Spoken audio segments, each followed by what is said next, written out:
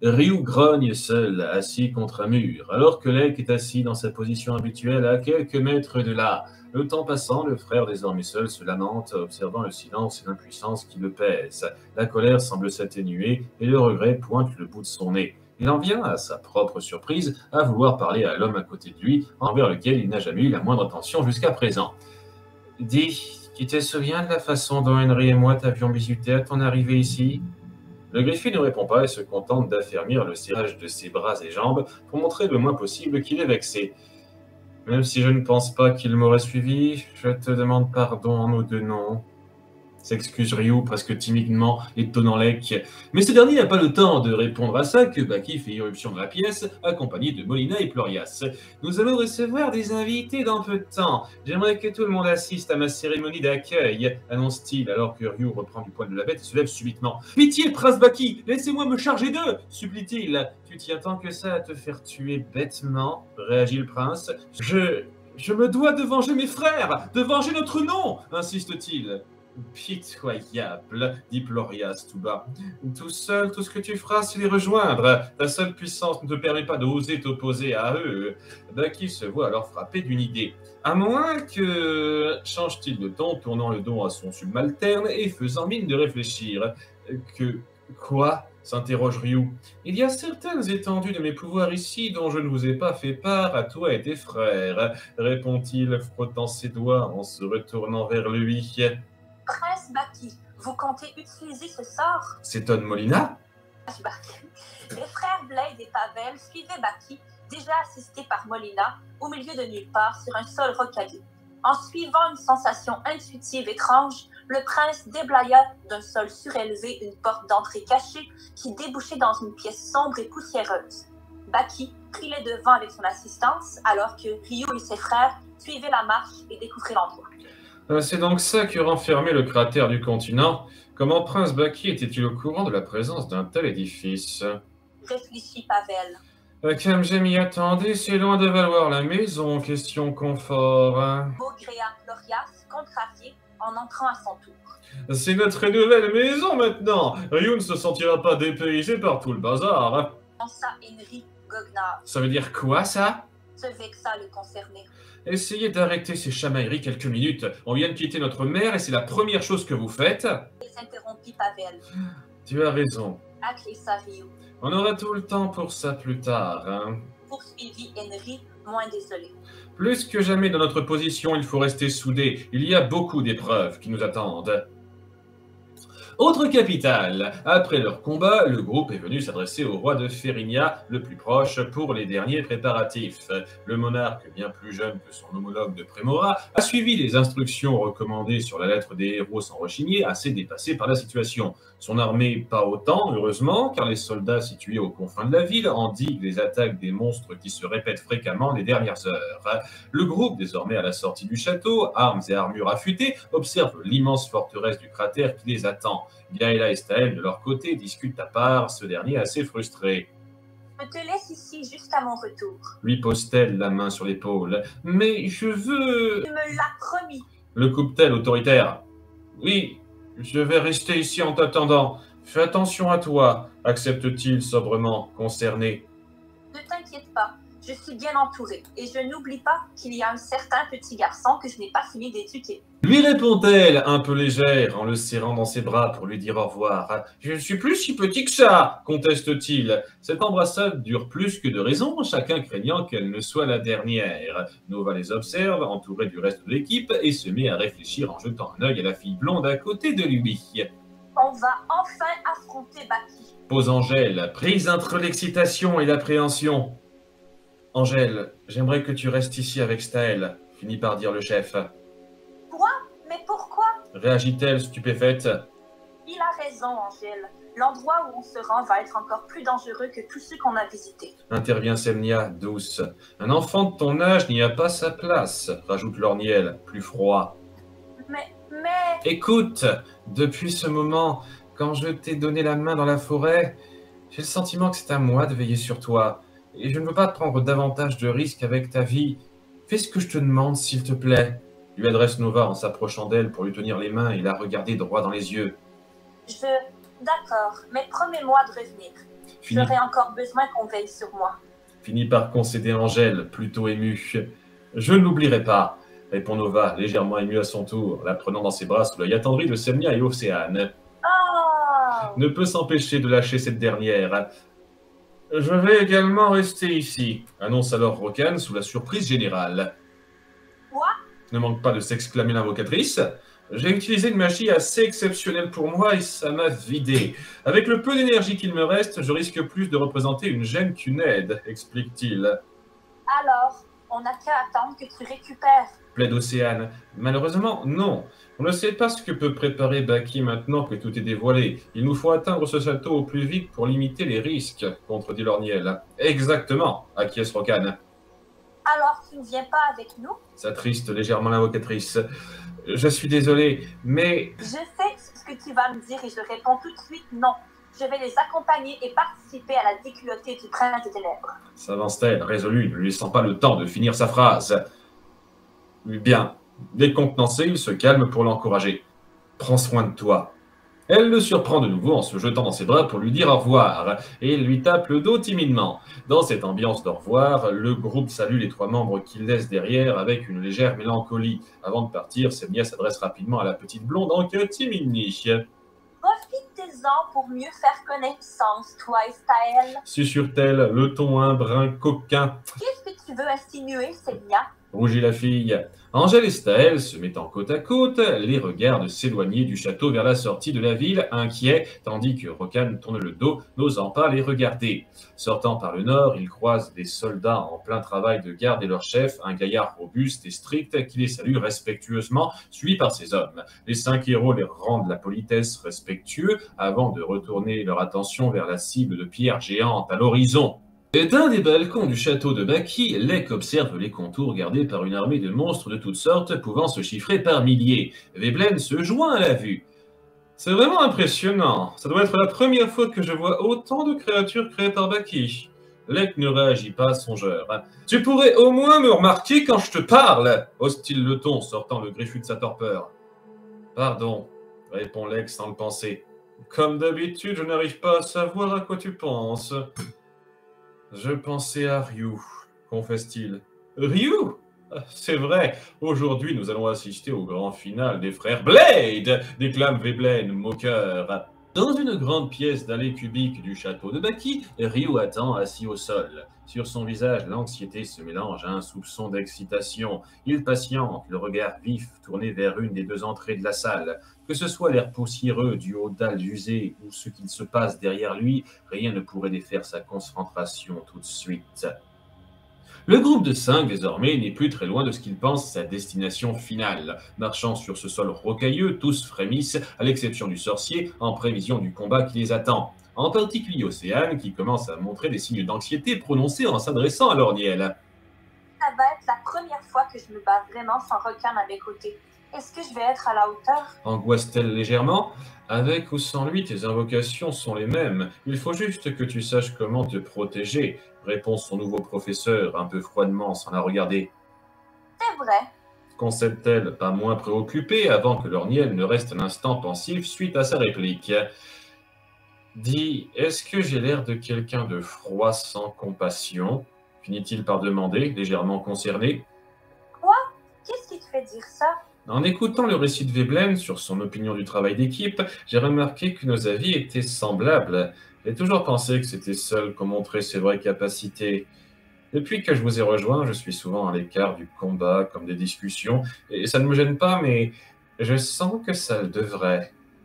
Qu'est-ce que tu me chantes? Elle lui donne une tape sur le haut du crâne, ne manquant pas de le surprendre et de lui faire un peu mal. Quand on a vécu en ermite pendant 20 ans, c'est normal d'avoir du mal à communiquer. Avoir en commun avec quelqu'un n'implique pas qu'on est fondamentalement comme lui, crétin. Si Baki aime manger de la confiture de myrtille comme moi, ça ne signifie pas que j'ai secrètement envie d'annihiler l'espèce humaine. Reprend-elle vivement. Merci, lui sourit-il faiblement en se frottant le dos de la tête. Les 3 autres, qu'ils ont observés depuis la grande table d'un peu plus loin, se voient un peu détendus dans leur appréhension également. Très intéressant, une liaison de plus s'est renforcée aujourd'hui. Commande Semnia d'un ton espiègle, dévoilant en même temps un regard un peu tourmenté que seul Nova remarque. En fin de compte, il n'y aura que nous deux et Rokan qui n'auront pas tissé de lien durant ce voyage. Enchérit Gaëla, légère, pour détendre l'atmosphère. Oui, Sourit Semnia, une pointe de mélancolie dans le regard posé au sol qui ne manque pas d'attirer l'attention à la fois concernée et jalouse du chef. Mais il ne rajoutera pas grand-chose à ça, car là où leurs pas les ont menés, l'imposante forteresse du cratère se dresse, entourée de son abominable armée. On peut dire qu'on est à la bonne destination, dit Nova. Le rapport du nombre est écrasant. Profitant du manque d'attention des hordes face à eux, le groupe avance prudemment, se cachant derrière les buttes de roches du coin pour ne pas être repéré. Ça risque d'être difficile de passer sans se faire remarquer, et une confrontation directe ne serait pas à notre avantage, constate le chef. je pense avoir une solution. Réfléchit Océane. Quelques instants plus tard, 6 ondins surgissent et attaquent les monstres présents devant une des entrées de leur bras d'eau, davantage dans une démarche de provocation. Ils s'éloignent graduellement des lieux, attirant la grande majorité de la garde loin de leur poste. Ceux restants se font subitement attaquer à distance par Lorniel, Semnia et Nova, se débarrassant rapidement de tout le rassemblement à coups de boules d'éclairs, de dagues et de salves de feu. Ils se dépêchent ensuite d'entrer, suivis par Kaela transportant le corps d'Océane en transe. Très vite, ils pénètrent la place et passent la première pièce, vétuste en briques usées, où Océane se réveille de sa transe. Pas mal l'idée de les attirer avec une invocation. La complimente l'épéiste. Bien joué, la félicite Lorniel sobrement. Elle offre un sourire et un signe de victoire, fière d'elle, avant de se focaliser sur le couloir en face avec les autres. À peine se met-il à avancer que d'importants bruits de pas se font entendre de l'extérieur. Les monstres se dirigent par ici, s'exclame Nova. Qui doit nous observer, se dit le sorcier. Mais qu'est-ce qu'on fait? S'affole l'invocatrice. Je me charge d'eux, partez devant, lance Lorniel en se postant à la sortie du couloir. Mais Pas le temps de discuter. Dans un passage aussi étroit, je devrais m'en sortir. Je vous rejoindrai. Tout petit Océane qui n'a pas eu le temps de protester. Il se décide donc à le laisser seul, à regret. Océane partageant un dernier regard concerné avec lui avant de disparaître dans la pièce suivante avec les autres. Les monstres arrivent alors à l'entrée du couloir, en très grande majorité des prégoles. Lorniel les abat à coups de boules d'éclair, enrayant leur progression sans toutefois la stopper. Trotunelius sort subitement du sol à quelques mètres derrière lui et tente de lui faire faux bond. Ah non, c'est moi votre adversaire. Il leur fait un puissant coup de fouet d'air dans le dos, les éliminant aussi sec. Une douzaine d'épines de forégnons arrivent vers lui, qu'il consume avant qu'il ne l'atteigne en sortant du feu de sa main. Un autre Tunéus arrive à s'approcher de lui par le sol et tente de l'attaquer de son bras tranchant, mais Lorniel parvient à se protéger en formant un bloc de glace devant lui. Bloc qu'il transforme assez vite en pic qui embroche le monstre. Alors que la grande masse s'approche de plus en plus, il génère d'énormes stalagmites et stalactites de terre dure qui plantent quelques-uns d'entre eux et bloquent l'avancée du reste. Vous n'irez pas plus loin, affirme le sorcier, tout juste échauffé. Plus loin dans le château, Nova, Semnia, Gaëla et Océane arpentent différentes pièces et couloirs sans trouver de résistance à leur passage. étrange, nous n'avons croisé personne. En plus, le chemin qu'on emprunte est on ne peut plus linéaire. Remarque Océane. C'est vrai, notre chemin est trop direct. Acquiesce Semnia. Il n'y a qu'une explication. L'ennemi ne cherche pas à prendre des détours, il veut nous affronter directement, annonce Nova, sérieux et résolu. On n'est pas obligé de se la jouer comme ça quand on est en comité réduit. Le déstabilise la rousse. En tout cas, c'est une bonne chose que Lorniel couvre nos arrières. On risque pas d'être pris en tenaille. Dit Gaëla. Il n'y a qu'à espérer qu'on puisse gérer l'ennemi qui nous attend à nos avants, rajoute le chef. Au détour de quelques derniers couloirs, ils entrent alors dans la salle d'allée cubique où se tient Ryu. Très vite, ils se mettent en garde face à cet ennemi qu'ils sont surpris de voir seul. Je vous attendais, se relève-t-il, contenu.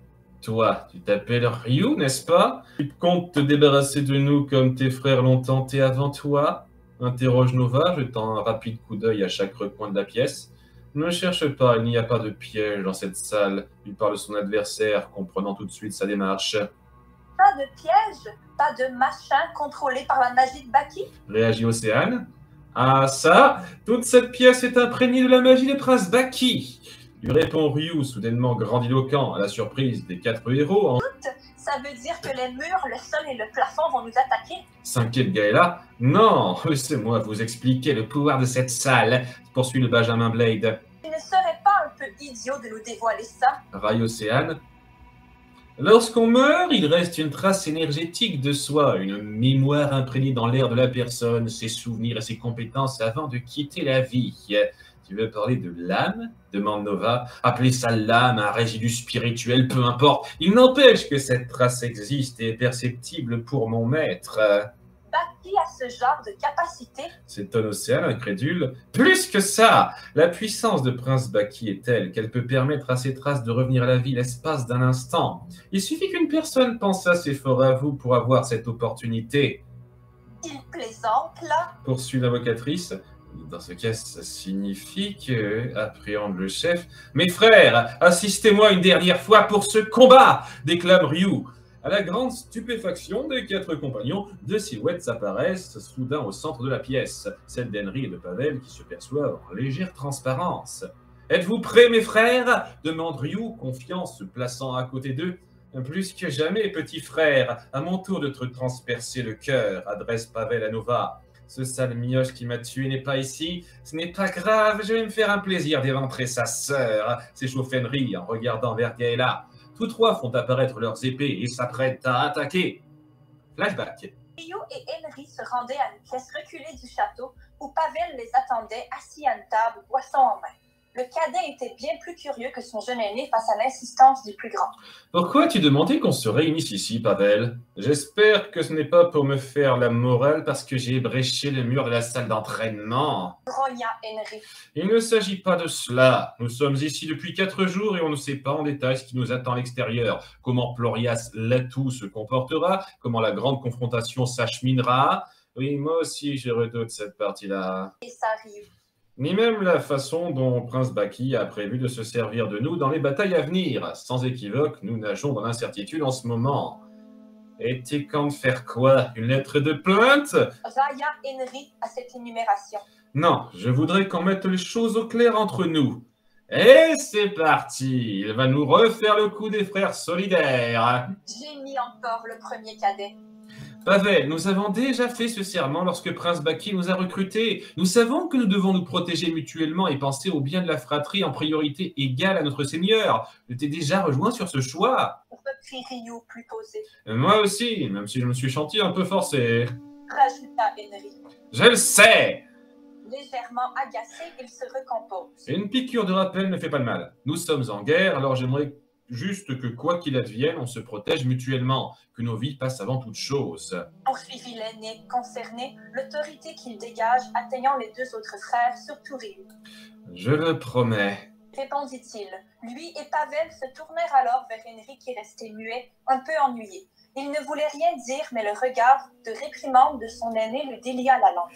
Oui, moi aussi. Les 3 frères se lancent sur Nova. Celui-ci part avec difficulté, les 2 katanas d'Henry, laissant une ouverture à Ryu qui s'apprête à le toucher avec son épée fine. Heureusement, Semnia l'attaque avec ses couteaux au dernier moment, le faisant reculer. Gaëla charge alors Ryu avec son épée, mais se fait bloquer par l'imposante lame de Pavel. Ryu frappe alors en direction de la jeune femme qui évite de justesse le coup, tombant au sol. Pendant ce temps, Océane s'est mise à une bonne distance du combat et s'apprête à faire une invocation.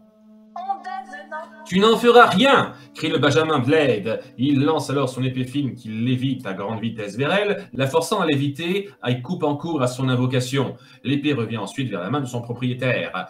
Mon arme ne paye peut-être pas de mine, mais elle possède certaines propriétés, se vante légèrement Ryu. Revenant au combat, Pavel tente de toucher Gaëla à terre, mais Nova envoie un jet de flamme vers lui, le forçant à se protéger avec son arme. Henry se rue sur Nova et Semnia le bloque de peu. S'ensuit une confrontation entre couteaux et katanas pendant que Gaëla fait une rixe avec Ryu qui profite des petits temps morts de ce duel pour lancer son épée vers Océane afin de l'empêcher de faire des invocations. Nova lance à n'en plus finir des rafales de feu à Pavel qui encaisse de moins en moins bien le choc malgré la défense que lui prodigue son arme. C'est alors qu'Henry remporte sa confrontation avec Semnia et parvient à lui frapper le visage avec le pommeau d'un de ses katanas, lui faisant perdre connaissance. Semnia s'alarme le chef, relâchant ses attaques. Pavel s'empresse alors d'en profiter, le plaquant à terre d'une ruade. Nova ayant tout juste le temps de bloquer ses lames imposantes avant qu'elle n'atteigne son visage. Gaëla tente à son tour d'intervenir, mais Ryu lui barre le chemin. Henry s'apprête à achever Semnia quand une pierre vient frapper son bras. C'est Océane qui l'a lancée. Elle assaille alors le frère Blade de nombreux jets de la sorte grâce aux nombreux petits gravats issus du mauvais entretien de l'endroit où elle n'a presque qu'à se pencher, allant jusqu'à se faire quelques réserves dans la poche. Henry s'irrite alors que Ryu lance de nouveau son épée vers la jeune fille. Cependant, plutôt que juste l'esquiver, elle la saisit par le manche et la plante au sol avec force, ce qui force son propriétaire à se concentrer davantage pour la récupérer. La chose est difficile avec les attaques suivies de Gaëla dont il doit faire attention. Océane profite alors de ce temps de tranquillité de son côté pour reculer davantage et enfin prononcer son invocation. 6 nouveaux ondins apparaissent, contrôlés par Océane. Ils se ruent sur les frères Blade, mais Pavel réagit vite en se relevant et en balayant l'air d'un coup circulaire, pulvérisant la moitié d'entre eux. Henry, qui s'est baissé pour éviter le coup de son frère, de façon coordonnée, se redresse rapidement et se débarrasse en un coup d'un des 3 autres ondins qui se sont dirigés vers lui. Son épée lui revenant finalement en main, Ryu élimine le suivant en l'attaquant par derrière après avoir éloigné Gaëla d'un coup de coude. Henry se précipite alors sur Océane en transe, malgré la tentative de Nova de le stopper, mise en échec par un blocage de Pavel. Le dernier ondin restant tente de protéger le corps d'Océane, mais Henry le détruit en plein élan.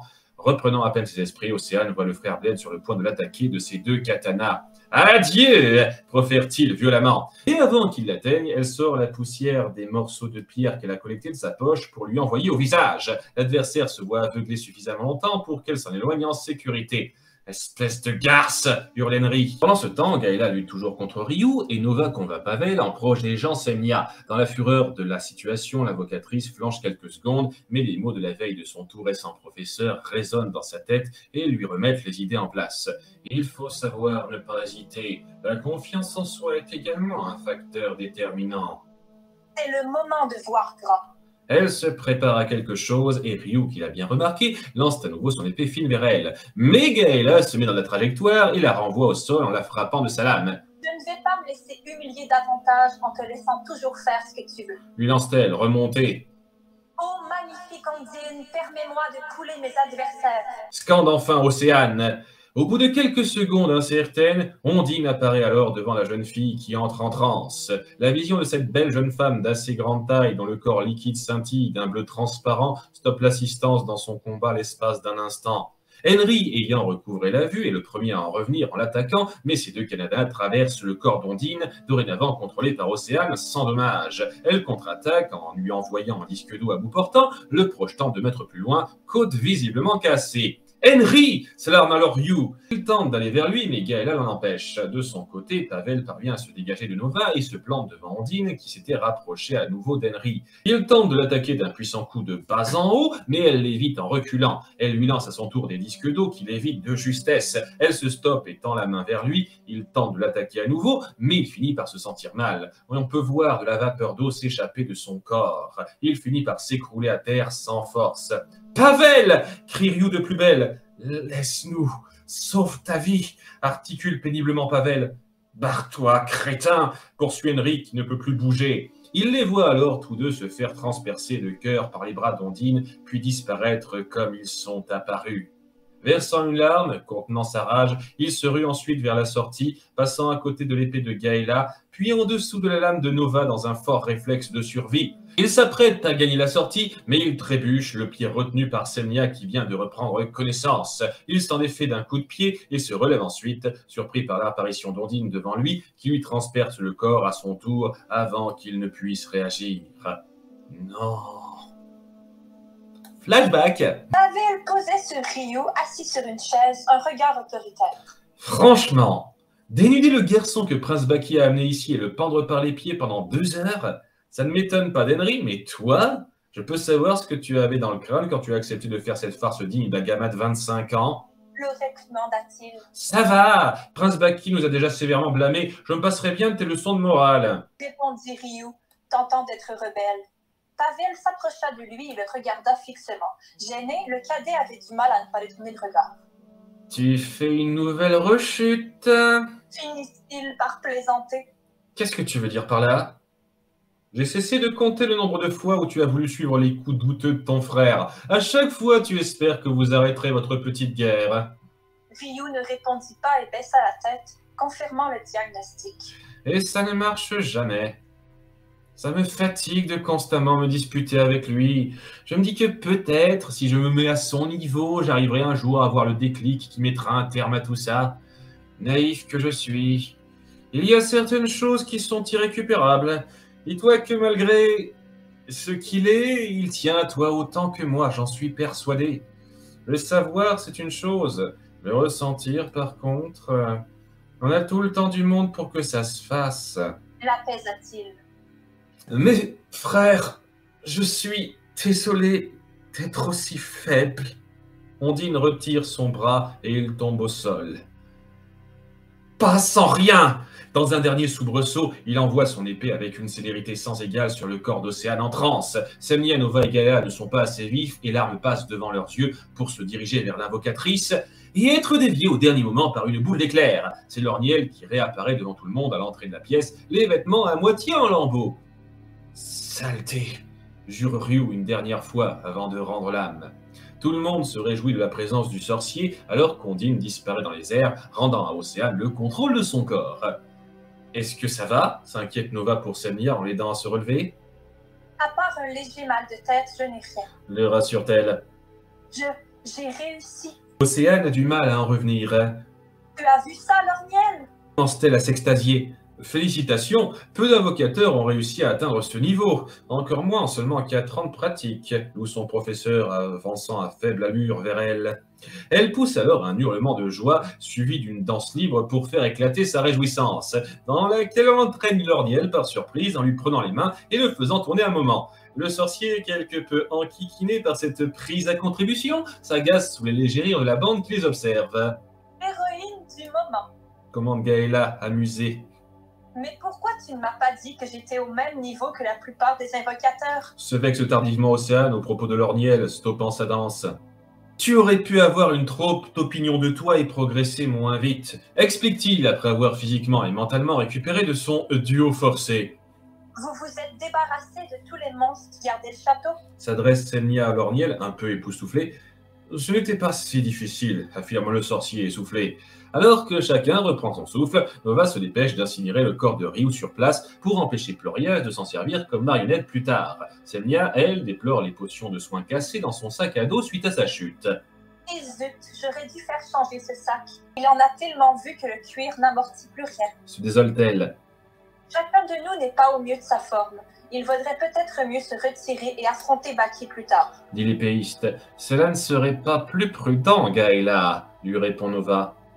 Baki doit nous observer depuis qu'on a atteint l'entrée. Si on essaye de partir maintenant, nous pourrions très bien nous faire attaquer dans une situation désavantageuse. Poursuit Semnia. Sans compter, même si on s'en sort, les grabuches qu'il y aura durant toute cette période de délai, ajoute le chef. Et puis j'ai quelque chose de prévu au cas où l'un des pires scénarios arriverait. Essaye de rassurer Lorniel, la main sur la poche de sa veste. Je pourrais vous soigner grâce à Ondine.